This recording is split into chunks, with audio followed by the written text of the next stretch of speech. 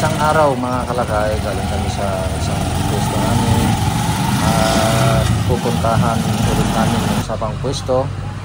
Ito, nakarating na kami, nandito na kami sa isang pwesto namin sa kabilang bayan lang naman, at ang ginamit namin ay tricycle. Yan.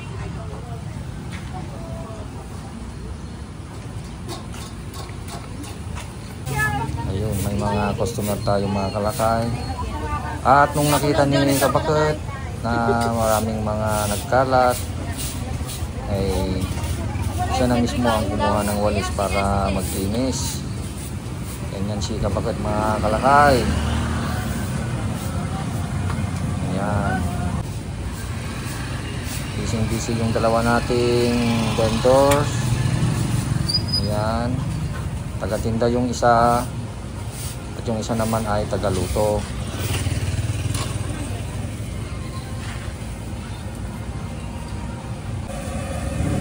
Ito yung ating isi-share ngayon mga kalakay sa ating pag-cook ng chicken dito sa may final breeding. Yung final breeding na tinutukoy ko ay yung dry breeding. Yan. Yan po yung dry breeding natin. Yan, tinuturuan ko siya dahil bago pa itong tagaluto natin.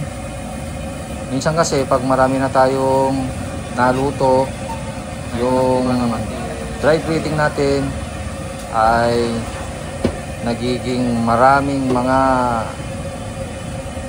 mamasa-masa na namumuo.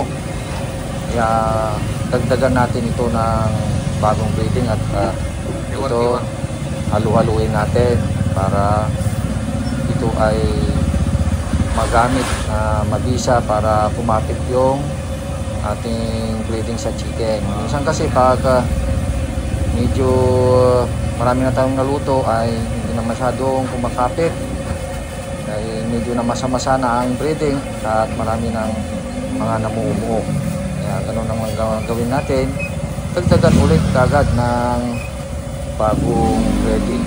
Yan, tsaka ihalo-halo kaya nang tinuro po dito sa ating tagaluto. Ayan, mas madali na niyang i-coat kasi mayroon na siyang nilagay na bagong breeding. Kung minsan ay dito nagkakamali ang iba, nasasayang yung mga breeding na namumuo, ay tinatanggal agad nila, pinipilter nila agad at ibinabasura. Ayan. Kaya medyo maaksya yung iba.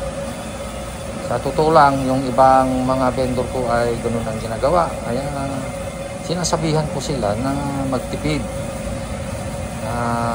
Huwag ka agad na i-filter yung dry breeding natin. Ayun, yan na yung ating bagong luto mga kalakay. Ang ganda ng kulay at ang ganda ng coatings. Tamang-tama ang coatings niya, hindi makapal, hindi manipis.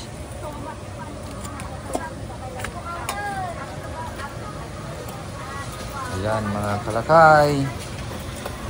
Ayan yun po. May tagaluto, mayroon tayong taga-display at taga-tenda. Ganito yung diskarte namin dito sa pwesto namin ito mga kalakay.